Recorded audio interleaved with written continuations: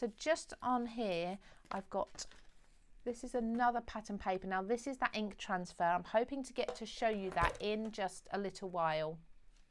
So let's find the layered stamp set. That's this one here.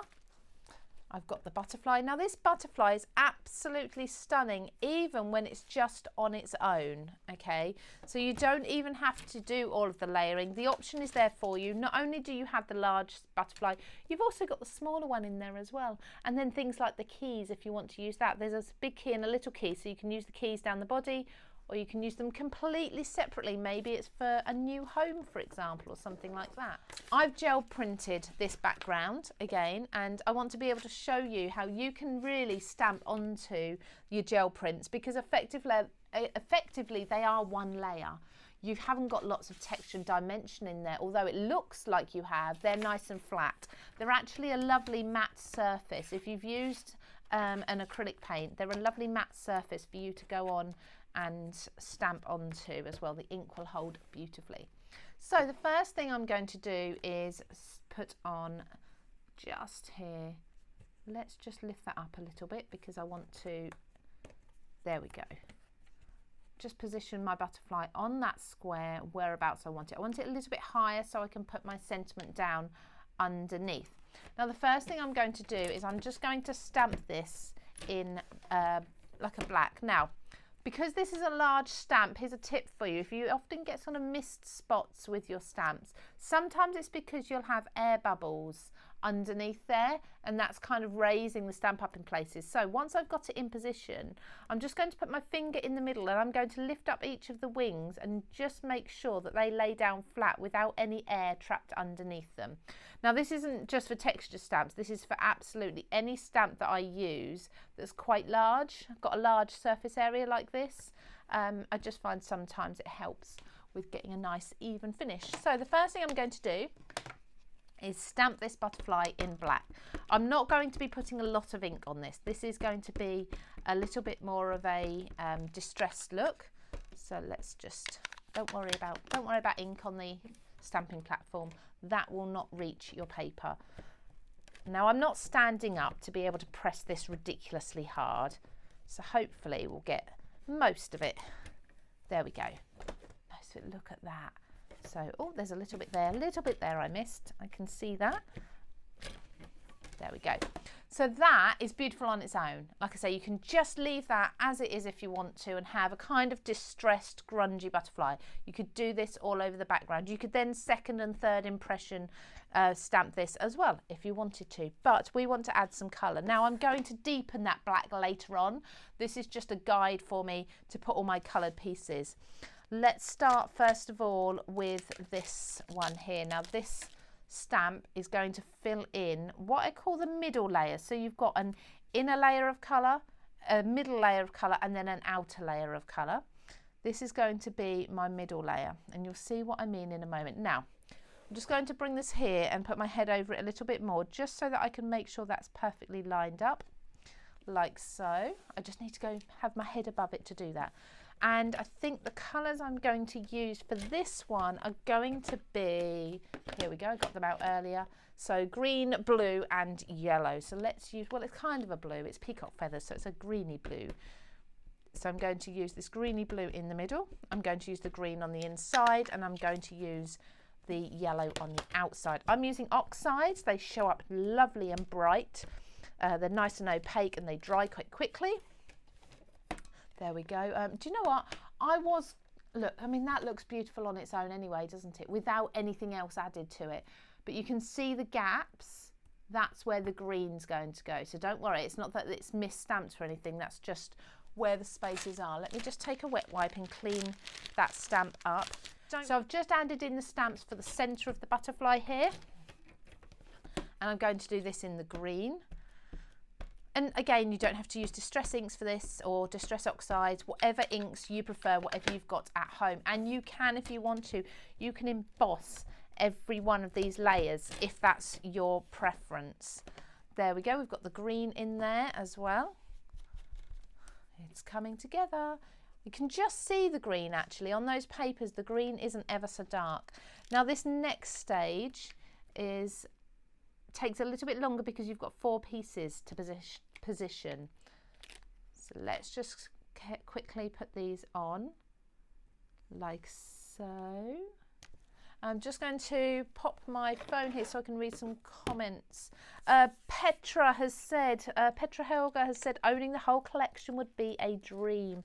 Absolutely.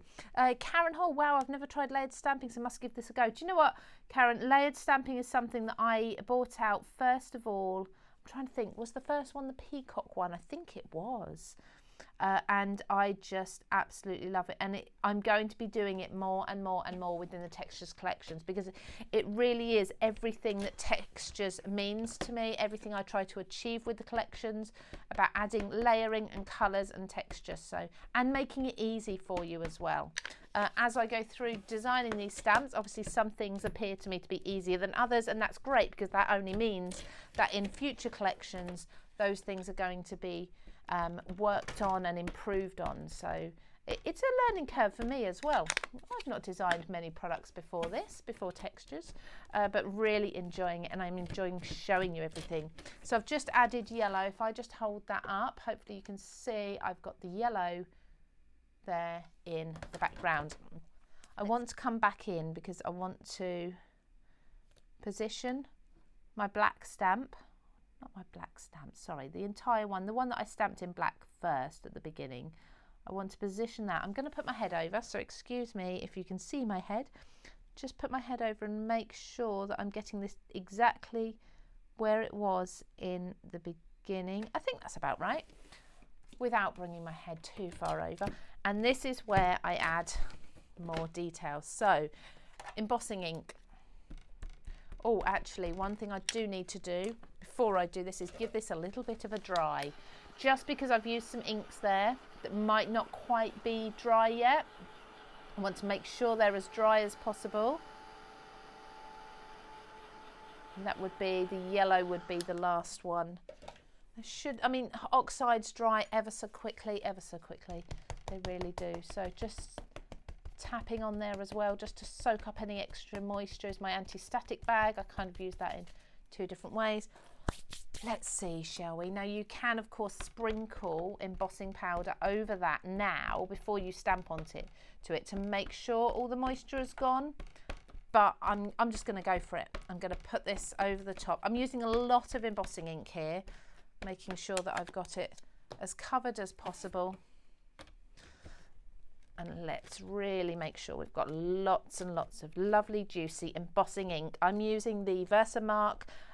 Wow is another fantastic brand of embossing ink you can use, pressing every single detail into that. Now, if I hold that, hopefully I can see I've got some glossiness going on there. Let's use this. I've got my CraftStash tidy tray, which I use for capturing my powder. Let's see. Oh yes, look at that, just picking up all of that lovely detail around the edge where the black was in the first place. Beautiful. Okay, so I'm going to heat set this. Let me just pop this to the side so I don't blow that everywhere when I heat set it. And then that will make this beautifully glossy. This would look wonderful as well. I don't know if anyone's still got them. Do you remember them? Those that flocking powder that you used to stick onto your projects, and it would give it that kind of fluffy look. Wouldn't that look amazing for this butterfly? That matte, soft, fluffy look. That would look fantastic. I'll have to see if I dig out, see if I've got some of that somewhere laying around. There we go. I almost got that back in the right place without putting my head right over it and looking. There we go. So now we've got, you can see we've got the glossiness, the multicolored butterfly. Really happy with that.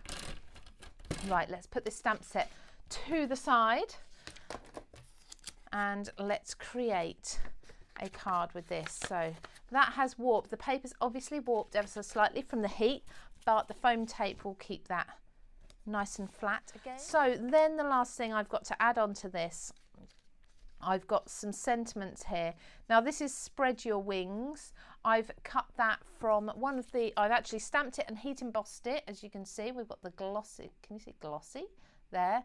And I've stamped it onto a teal cardstock that's very similar to the blue that I used in the butterfly, so it all works together. So just going to pop some black foam tape onto the back of here just to make that really stand out.